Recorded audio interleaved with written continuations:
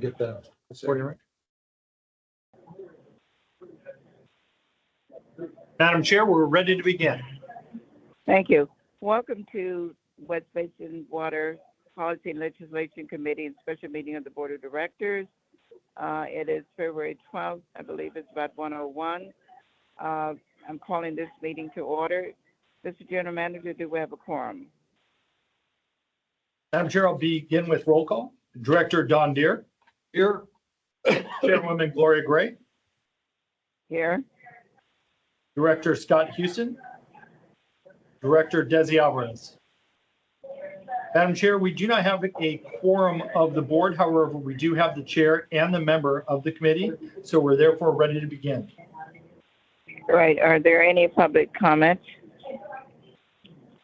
Madam Chair, we have not received any requests for public comment, though this meeting is being held both in person and virtually. If there's any member of the public that would like to speak, please indicate so by raising your virtual hand.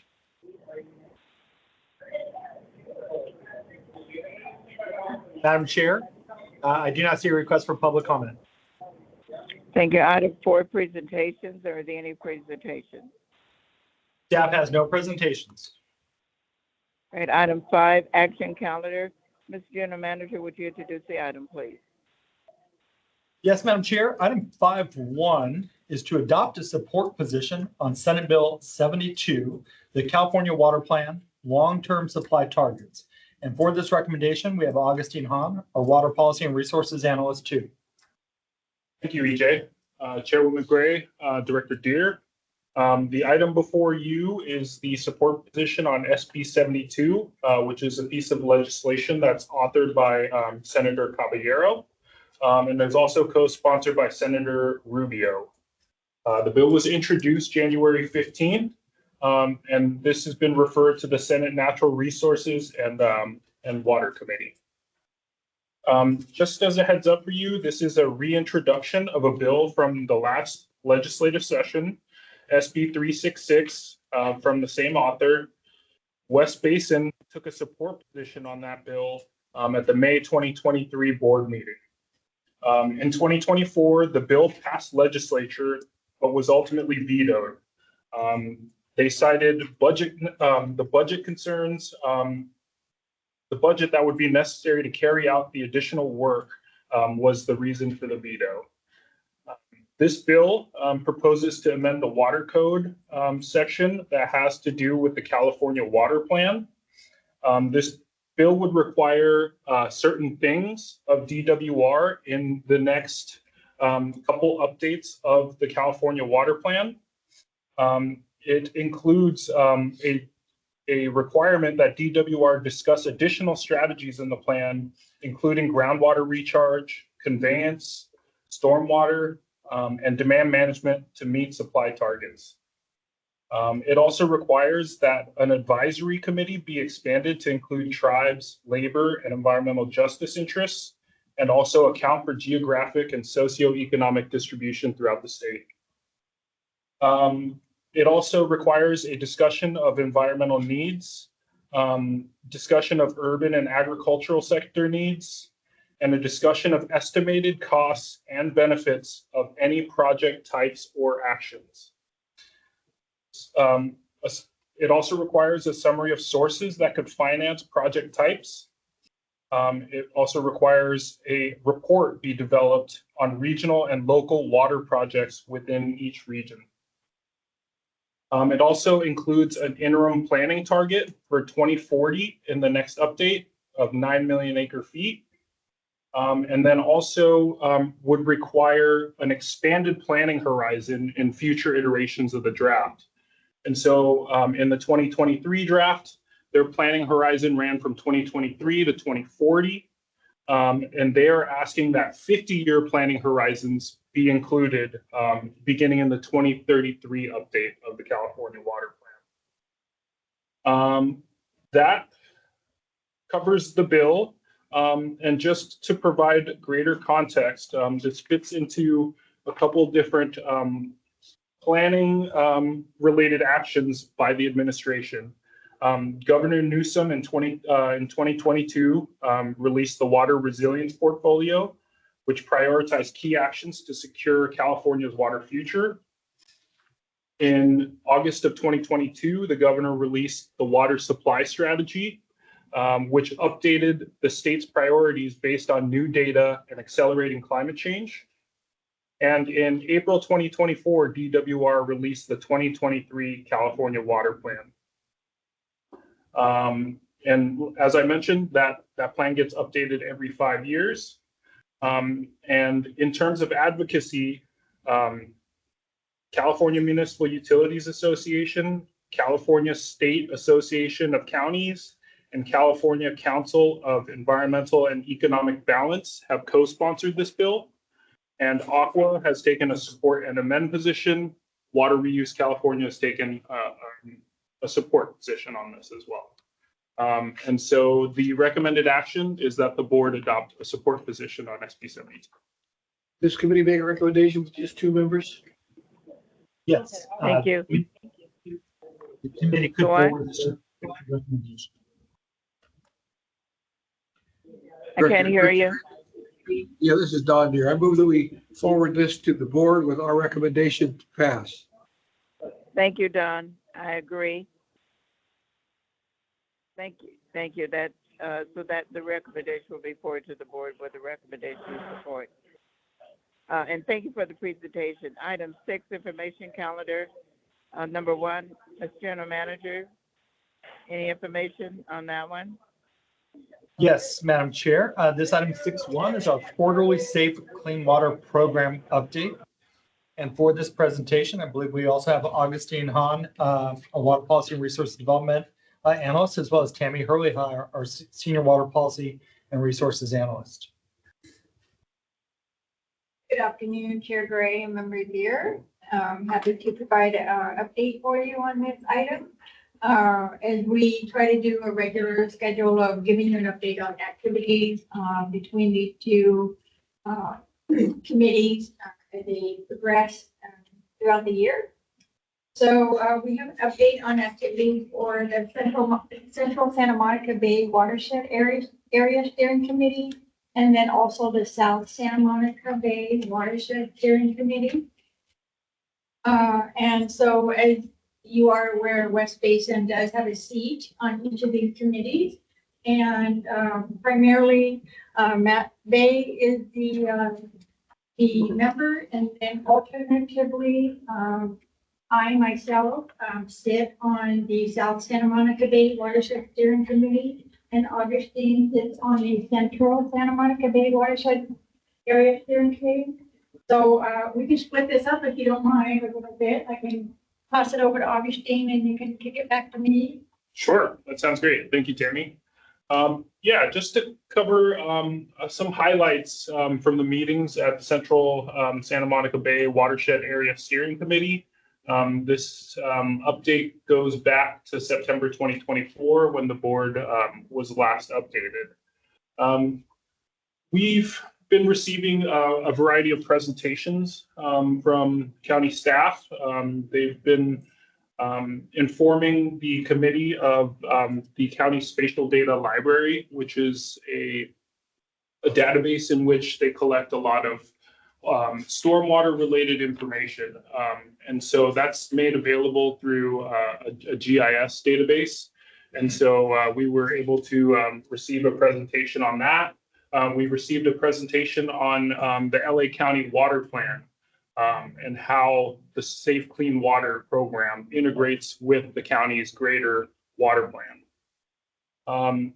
Into the winter season and in January, the committee has been reviewing project proposals.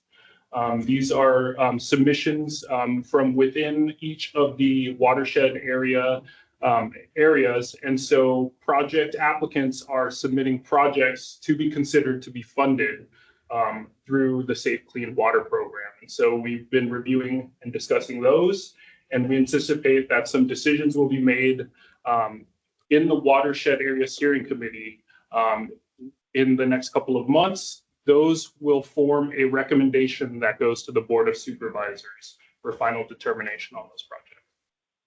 That concludes. Thank you, Augustine. Yeah, so to talk a little bit about the South Santa Monica Bay Watershed Steering Committee, as Augustine had mentioned, there's been a few proposals that are region-wide. So likewise, the South Santa Monica Bay has received proposals as well. They right now were back in October, they were reviewing a project submission by Heal the Bay. The project background is a data-driven resource optimization and planning system for Los Angeles County. This is like a data-driven area for 9 watersheds, just to give you an example. And then there is a link included in the report that can provide a little bit of information on that project as well, to give you a little bit more background on that. Also, there's been a lot of activity in the watershed area coordinator and their responsibilities. So since November, they've really gone out and they've been, being involved in a lot of area-wide events. Especially with tribal community, and then also anywhere where they have an opportunity where they can be in the community to talk more about what the group is doing and the activities and the project that they're putting together to help, better enhance the area, using this funding that's become available with the Safe Clean Water Program. Also in December last year, 2024, they did provide a watershed program progress report. There is a link again included in the memo for more information on that. There's a lot of really unique, innovative programs that they're putting forth here. So it's really good to see a lot of progress in this area. So with that, unless you have anything else to add on that? Yeah, I'll add just a couple of things. So beyond our participation in the watershed steering committees, we've also been involved with the watershed coordinators outside of that, and done it in a couple of ways. We've sought out some opportunities to do some outreach with them. So we're in regular contact with both watershed area coordinators to explore how we can kind of coordinate our outreach as it relates to stormwater capture, but also how it relates to grass removal, some of our grass removal projects, our rain barrel programs. So that's something that's going on between us, and also our PI department is a big part of that as well. And then the other thing is they currently have a grant program through the Safe Clean Water Program. That's something that we're kind of been looking at. It's kind of focused on nonprofit organizations who are taking advantage of that, but there is an opportunity to partner. So we have reached out to Surfrider. I believe LA Waterkeeper is another partner that we could explore something with. So we're looking at opportunities again to maybe apply for grants that could not only benefit the stormwater community, but also some of our programs that we run. So again, in addition to some of the work we do on a monthly basis, we're trying to expand our partnership with some of these other agencies in the meantime. So just wanted to add that as well.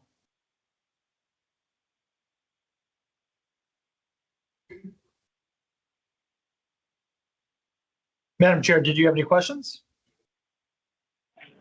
No, thank you. Don, do you have any questions, Director Deere? No, thank you. All right. No, thank you, EJ. Thank you for the presentation. And the next item, please.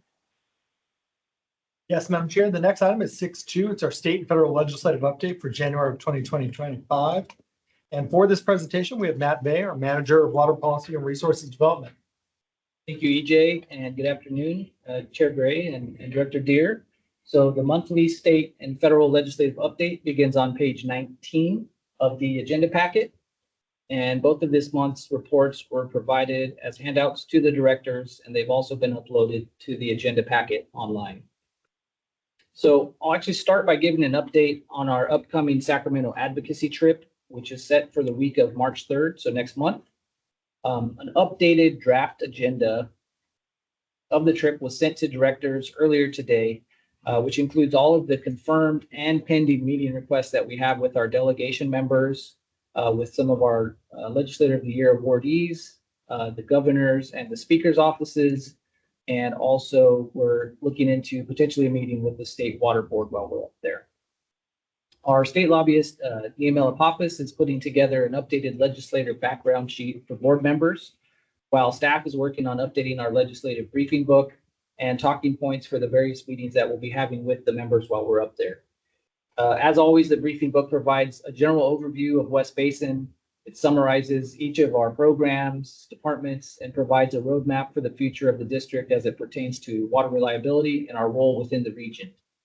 One of the major takeaways that staff hopes to convey during this year's legislative meetings is the continued progress of West Basin's regional collaboration with our various partners. That includes Metropolitan Water District and Los Angeles. With movement on the Pure Water SoCal MOA discussions that we're having with Metropolitan, our goal is to highlight the recent progress that we've been making and to tee up the need for funding that we'll be seeking over the next couple of years that will help fund the technical planning and or the feasibility studies that might be needed to eventually take water from Metropolitan Water District as part of Pure Water SoCal. And of course, we want to highlight our ongoing partnership with the City of Los Angeles, take a look at their projects they're working on, and review some of the opportunities that exist for us to continue using water from Los Angeles via Hyperion or otherwise into the future. As always, if there are additional priorities for the board members going into these meetings, please let staff know, and we'll be sure to have that information included and ready for the trip. As you know, we'll also be presenting 4 Legislator of the Year awards during the trip, and staff is currently coordinating with our lobbyist to get those awards to the various recipient offices ahead of the meetings. Otherwise, staff will continue to provide weekly updates to the board on the agenda that's being developed, and we really look forward to having a productive and efficient trip in early March. There's going to be a lot of meetings scheduled. It's going to be a packed schedule. But it should be a pretty exciting day for the group who's able to go and attend. Are there any questions, Chair Gray or Director Deere, about the March trip before I move on? Yes, thank you. Are there any questions, Director Deere? No, thank you, Director. Great. Yeah.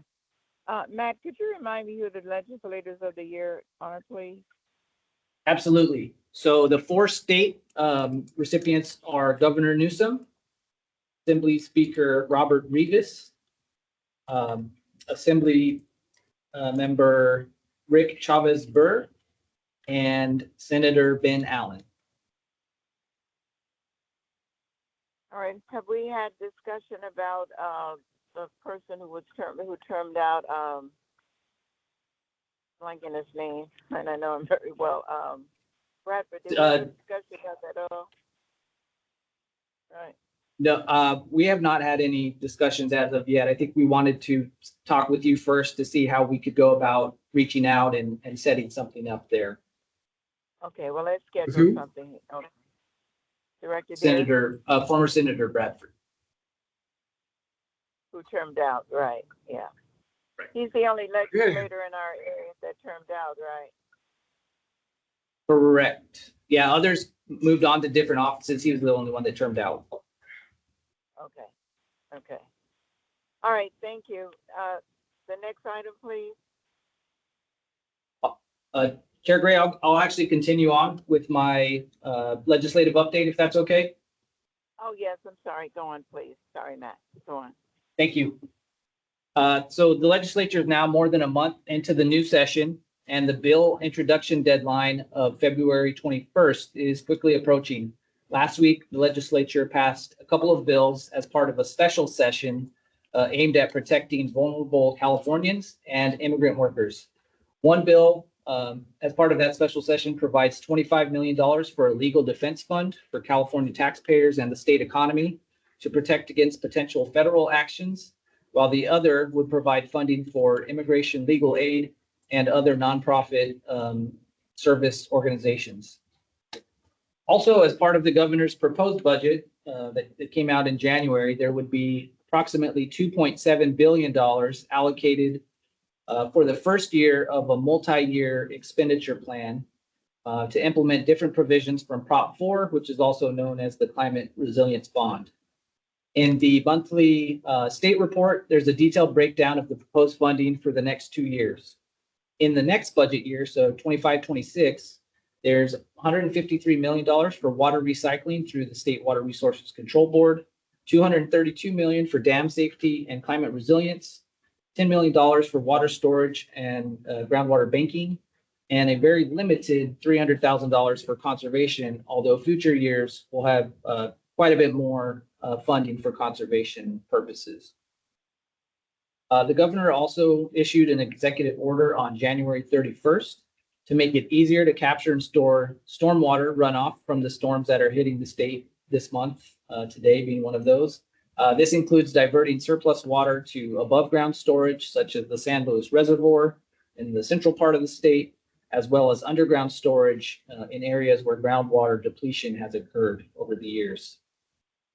Also on January 23rd, Governor Newsom signed a $2.5 billion bipartisan relief package to help Los Angeles recover and rebuild quicker from the recent wildfires. The relief comes out of a special session called to provide funding to expedite wildfire response and recovery efforts and to streamline rebuilding efforts, including for fire damaged school facilities. Related efforts include suspending some of the California Coastal Act permitting requirements to spur that quicker rebuilding and to boost the availability of short-term housing for those residents that have been impacted by the fires. Governor also recently ordered state officials to capture and store more stormwater in the San Joaquin Valley's reservoirs for farmers and for towns, minimizing the obstacles that stand in the way. This is similar to action that he took 2 years ago when the state saw multiple major atmospheric rivers come through the state, bringing with it significant flooding and runoff. And just a few days ago, Governor Newsom also spoke to the need to ban plants within 5 feet of homes in fire-prone areas as a means of improving fire resiliency. And as it so happens, this is one of the several kind of best practices that we teach as part of our West Basin Firescaping workshops. So that was great to see. And my guess is that we'll see other similar changes to state and municipal codes as it relates to residential housing in the future for those communities that are at risk of wildfire. And finally, Governor Newsom has also been meeting with President Trump in the last week the last few weeks to talk about the wildfires and the water supply situation in California. And I believe that Tammy may mention this as part of her water supply update, but the Department of Water Resources did recently increase the state water project allocation for state water contractors, which includes Metropolitan Water District. You may recall that it started off this year at 5%. It was increased to 15% last month, and then it was increased again just recently to 20%. That is approximately 400,000 acre feet in state water project supplies for Metropolitan. Last year's allocation ended the year at 40%, and so we'll see if any of the recent storms or future storms could result in additional increases to the allocation in the future. I also want to cover some of the legislative proposals that we've been tracking so far. Again, the bill intro deadline is in a little more than a week, so we should see a good number of new bills coming out during that time. You just heard about Senate Bill 72, and that's a bill that we'll continue to be involved with through our coalition partnerships.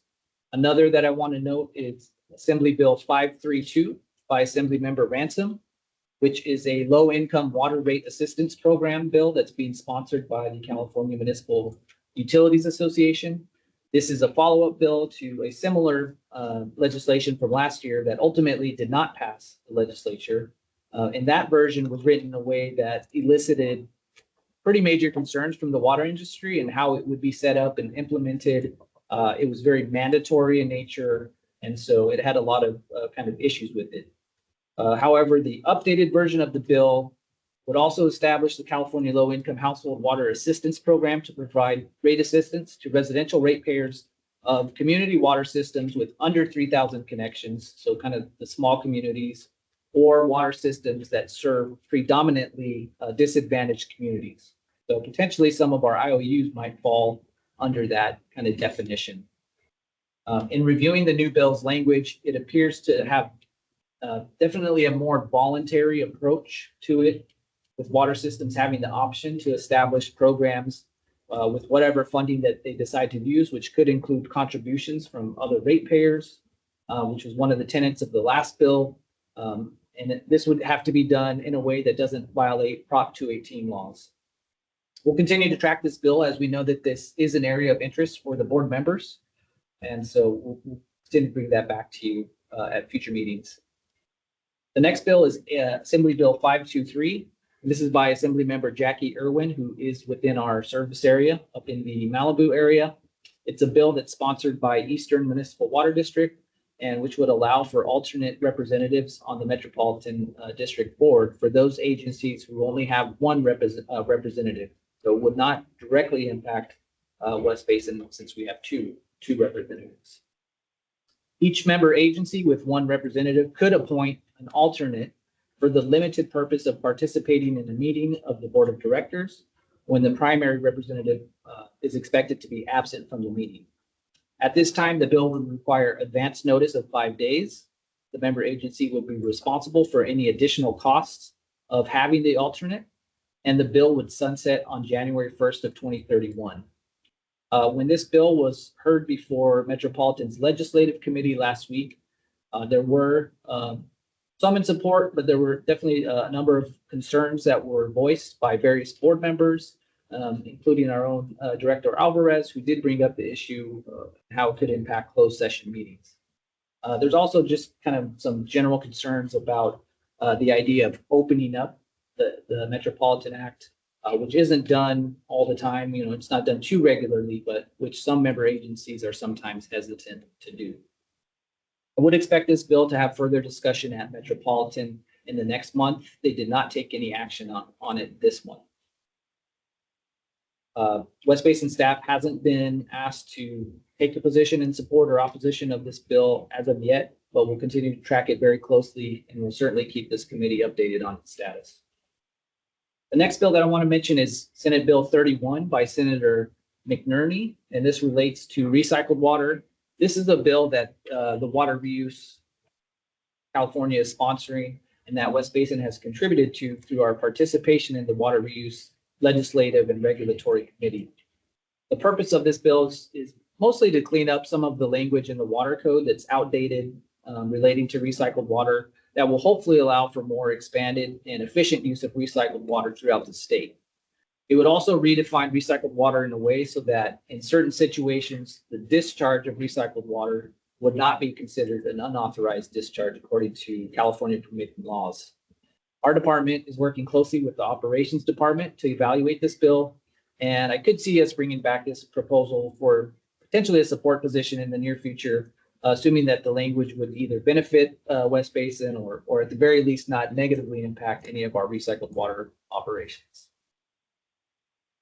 The next bill is Assembly Bill 372 by Assemblymember Bennett, which would provide funding from a water bond to establish the Rural Water Infrastructure for Wildfire Resilience Program within Cal OES to provide matching funds to communities within the wildland urban interface in high fire hazard severity zones to improve water system infrastructure.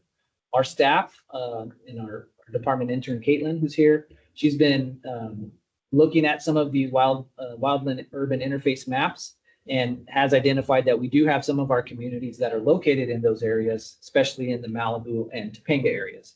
And these interface areas are areas where you have kind of wildland areas that are encroaching upon or, you know, adjacent to or within more urban type areas. So at risk of wildfire. The funded improvements could include upgrading or upsizing pipelines in these areas, installing additional fire hydrants that are connected to water systems, creating interconnections between water systems, and increasing backup power generation, which has been very important and something that Metropolitan Water District has been commended on in providing some of that backup power generation during the fires.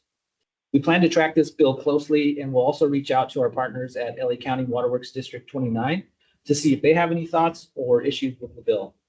I think it's still somewhat in a spot bill form, so it could be, you know, refined further, but the concept is something that I could see us again supporting, and staff would bring this potentially to this committee for a position in the next month or two.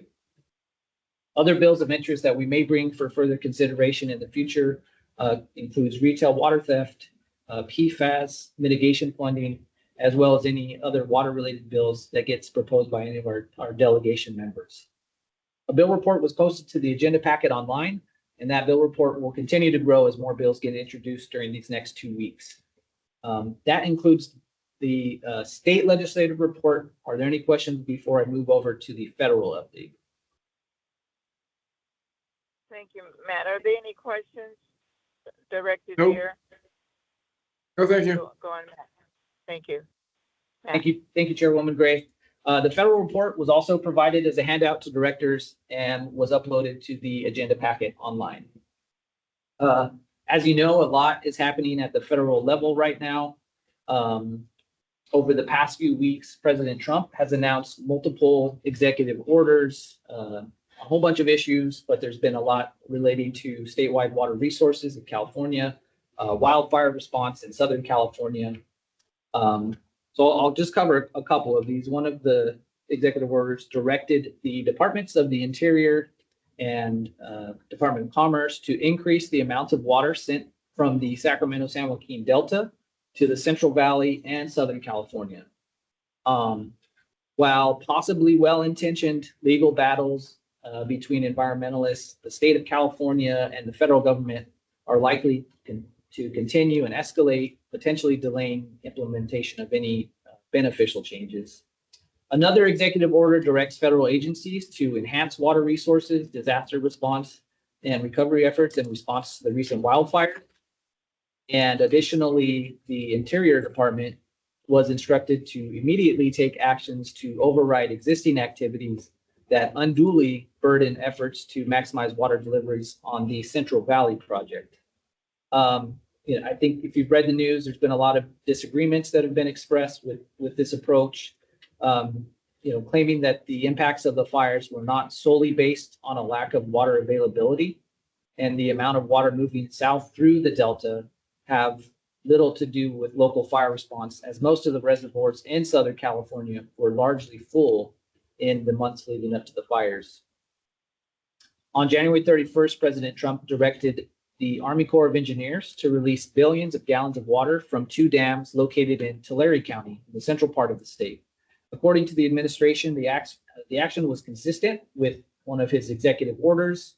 The water releases did occur to some extent at Terminus Dam at Lake Cahuilla and Schaefer Dam at Lake Success, which are both federally owned reservoirs, so not tied into the state water project.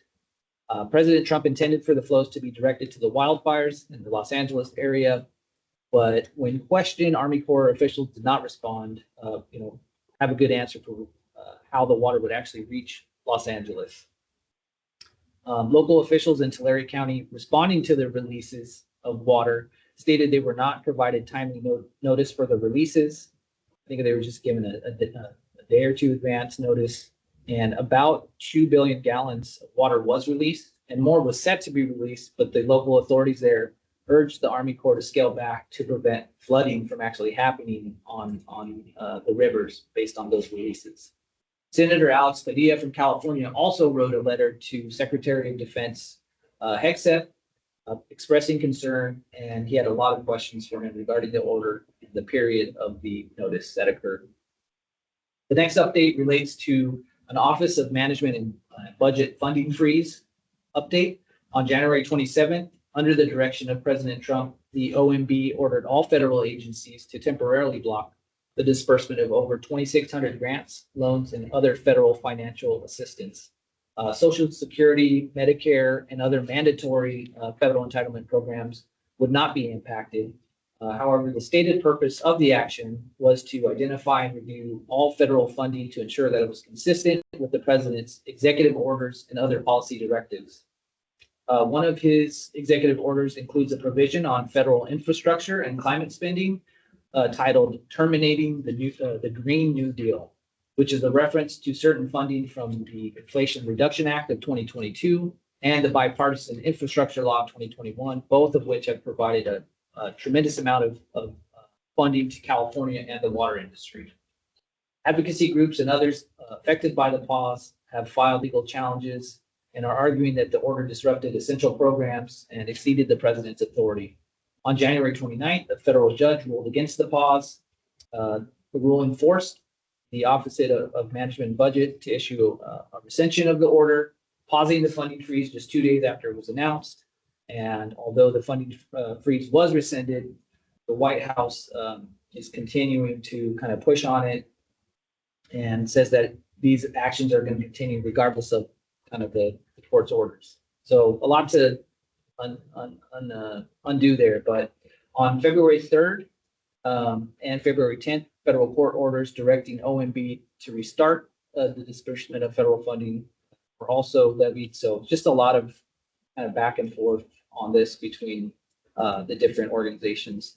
Of the 2,600 federal programs that were identified for the funding freeze, the U.S. Army Corps of Engineers programs were exempted. This is really good news because this means that West Basin's Harbor South Bay program, where we have our $70 million authorization and funding, is not impacted by these executive orders at this time. Where we have seen some potential impacts is at the Metropolitan Water District, which has temporarily paused some of its turf removal rebate funding that is being funded by a USBR grant. However, because West Basin has its own state and federal funding in place for its grass removal rebate programs, we're currently not expecting any impacts to our programs at this time. Our staff has also reached out to the U.S. Bureau of Rec to confirm that our remaining funding through our USBR grant that we have that expires at the end of this fiscal year is not impacted. And we were told that we can proceed in using our funds to give out to our residents and communities, which is great. Trump also recently ordered the newly created Department of Government Efficiency, or DOGE, to launch large-scale staff cuts at federal agencies. This just happened in the last couple of days.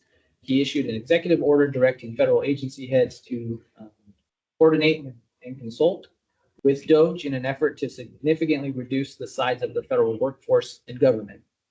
The order marks Trump's administration's latest move as part of a broader push to drastically reduce the size of the federal government.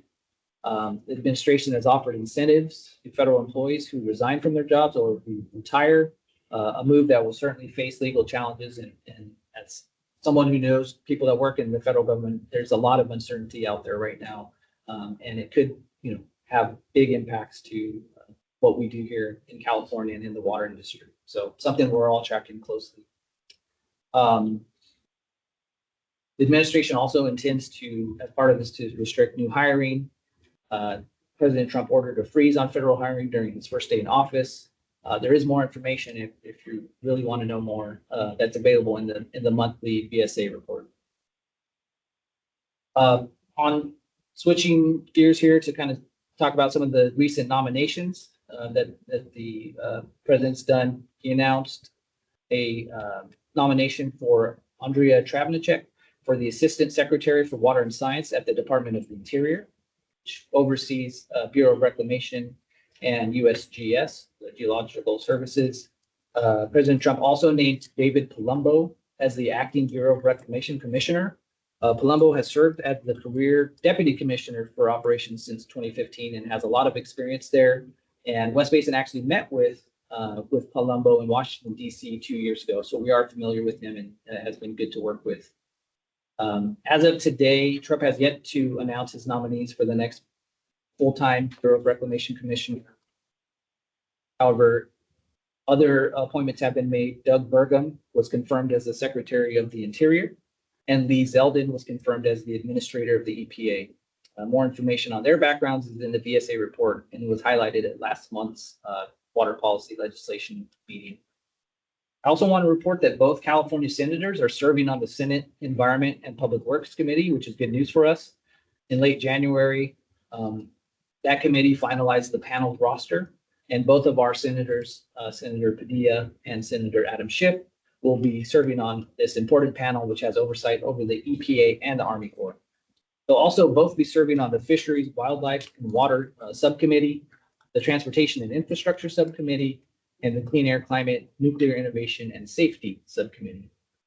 Senator Schiff was also given the role of being the Democrats' ranking member on the Fisheries, Wildlife, and Water Subcommittee. Having both of them on the committee will provide a strong presence for California and should be helpful to West Basin and our priorities there.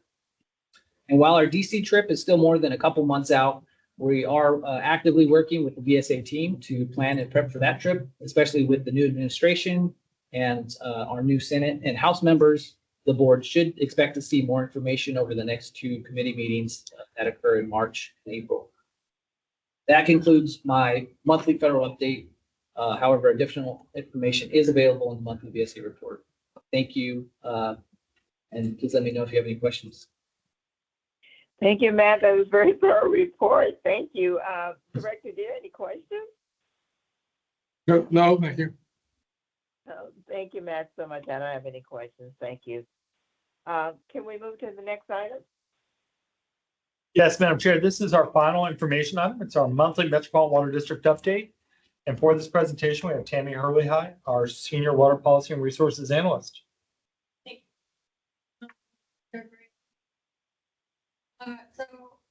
This report includes recent updates that's happening in the Metropolitan Water District. And included in this report, I do have some PowerPoint slides to try to help guide through the discussion. And those PowerPoint slides begin on page 36, I believe, of the committee packet. Thank you. So if we can advance to the next slide, please. Thank you. So this is a copy of the report that Metropolitan just released. This is their annual report on achievements in conservation, recycling, and groundwater recharge. Each year, Metropolitan is required to submit this report to the state legislature. And during last month, Water and Stewardship Committee, Metropolitan held a public hearing for the board members to review the report on the region conservation achievements. And this year, Metropolitan invited Northrop Grumman, which is located within West Basin service area, to participate in the public comment to highlight the success on their areas in this program. So a representative of Northrop Grumman did attend the meeting and provided a brief update. And they had stated that during fiscal year 2023-24, Northrop Grumman participated in the turf replacement program. They removed a total of 50,000 square feet of turf, plus an additional 80,000 square feet of adjacent non-drought tolerant plant material. And moving forward, their company has planned and are in the process of removing more turf through Metropolitan's program across both of their campuses. So in this annual report, it illustrates several achievements in conservation. A few of those highlights included in the report are that they provided $44 million in conservation rebates. They processed more than 100,000 residential rebate devices and program applications, which will save 3,700 acre feet annually. And the turf replacement program will save about 1,400 acre feet annually, which is an increase of about 200 acre feet compared to last year's numbers in their report. They also reported that they secured grant funding from the Bureau of Reclamation, which has helped to increase their turf replacement incentive. Also included in this report were highlights for Metropolitan's Water Savings Incentive Program. Last year, during their annual One Water Awards ceremony, Metropolitan honored 4 innovative water saving projects that will collectively save 200 million gallons of water annually. So one of these awards recognized the California State University Dominguez Hills for their effort in combining sustainability and education with their heating, ventilation, and air conditioning condensate reuse system. You may recall we did also share this with you earlier in the year, that they were recognized for their achievements in that area. And also shown on this slide is a photo of what their award looks like. Attachment A, included in the report, does provide more description of their particular project. And then also included in the report is a link to access Metropolitan's report. We're going to get to the next slide, please. So the next item in this report is just an update on the Palo Verde Irrigation District, their forbearance and fallowing program. So last month, the board authorized to extend an agreement with Reclamation that will provide funding for land fallowing program through December 2026. And under this extension, Reclamation will continue to pay for conserved water under the Joint Forbearance and Fallowing Program. So this program began in August 2023, and it was designed to create Colorado River system water by participating farmers that fallow acres of their maximum commitment of land. And the program also includes fallowing of metropolitan-owned lands. So this will be a future budget benefit that will result in reduction of program expenditures. Over the 5-month period of the extension, Metropolitan will benefit from both reduced cost expenditures by approximately $2.5 million for the fallowing call for Palo Verde farmers, and from an increased revenue from federal funding by about $2.8 million for Metropolitan fallowing their own land. So through these efforts, more than 36,000 acre feet is forecasted to remain in Lake Mead. If we can go to the next slide, please. So I'd like to report also on another program that the Metropolitan Board authorized the general manager to enter into a funding agreement for disadvantaged communities and leak detection and repair program with Reclamation. So Metropolitan received a notification from Reclamation of the grant award as part of the Lower Colorado River Conservation Program, which uses the Inflation Reduction Act funding. So this program will increase Colorado River water system conservation by addressing the drought in the Lower Colorado River Basin. And through this leak detection program, Metropolitan will receive $8 million in grant funding through 2031. And this will help fund Metropolitan's existing disadvantaged community leak detection and repair program. This will include a municipal program for leak detection and repair of water pipelines and a residential program for income qualified homeowners. So Metropolitan would again benefit from reduced expenditures of approximately $1.2 million during this current budget cycle. And in exchange, Metropolitan will implement the project and create a total of 4,000 acre feet of conserved water that will benefit Lake Mead as system water. If we can go to the next slide, please. So just a brief update on Colorado River Basin post 2026 alternatives. Last month, Reclamation released the National Environmental Policy Act, also referred to as NEPA, alternative report, which provides detailed explanations of the proposed alternative that Reclamation will plan to analyze in the upcoming draft environmental impact statement for the post 2026 Colorado River guidelines. The draft EIS is expected to be released during the spring of this year. And the post 2026 process, this is a multi-year NEPA process to determine long-term operation for Lake Powell and Lake Mead after the existing operating agreement will expire in 2026. So back in 2023, the alternative development phase of this process began, and it concluded at the end of 2024. Reclamation received proposed alternatives from the Upper Basin, Lower Basin, conservation organizations, and basin tribes. So listed on this slide are the alternatives that Reclamation has identified to be analyzed.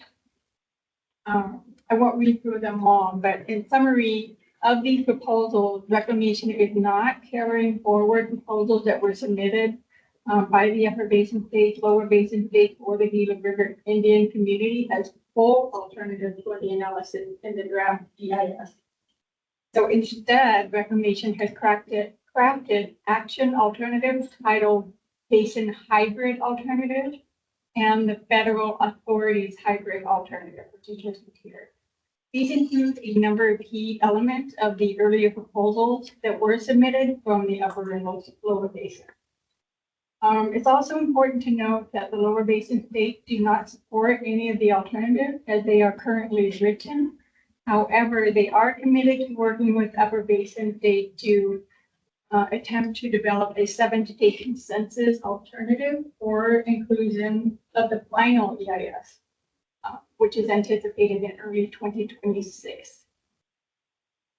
So these alternatives will continue to be refined among the 7 states as Reclamation further develops the draft EIS. And for more information and for a copy of the alternative report, it's currently posted on a website. That link has been provided in the memo report. So I'll move on to the water supply update. If you advance to the next slide. So for the state water project supplies, as a result of recent storms since December, Lake Oroville's elevation has increased. The reservoir storage is at 2.55 million acre feet. The flood control releases have been managing at elevation levels at Lake Oroville since early February, which is February 3rd. And the Northern Sierra snowpack is currently at 95% of normal, and precipitation is at 101% of normal. As you know, there are more storms forecasted this week for the Northern Sierras, and that could eventually change DWR's final allocation to contracted agencies for their allocated water supplies. So right now their allocation is 20% of state water project supplies. For the Colorado River, that system is tracking below average. The Upper Basin snowpack is at 84% of normal, and precipitation is 88% of normal. Lake Mead's elevation is 1,066 feet in elevation, and the storage is 8.92 million acre feet, which is 34% of their total capacity. And during calendar year 2025, as I mentioned last month, the Lower Basin will operate at a level 1 shortage. It will not impact Metropolitan's operational water supply. Metropolitan Colorado River supply is currently estimated at 958,000 acre feet. And also Metropolitan ended their calendar year last year, in record high storage capacity in the dry year storage, 3.8 million. So that concludes my report. I'm happy to answer any questions that you may have. Good report. Thank you, Tammy, for your report. Director Deere, any questions? No, thank you. I thank you, Tammy, for your thorough report. Thank you. Let's do the manager, the next item. Madam Chair, that concludes our information calendar and brings us to closed session. Staff has no closed session items, which brings us to director's comments and future agenda items. Director Deere, any future agenda items or comments, please? No, I don't. Thank you. Thank you very much. My comments, thank you to everyone who presented today. Thank you to staff for all the work you do, and thank you, General Manager. And with that, this meeting is adjourned. Thank you very much. Bye-bye. Thank you, everyone. Bye-bye.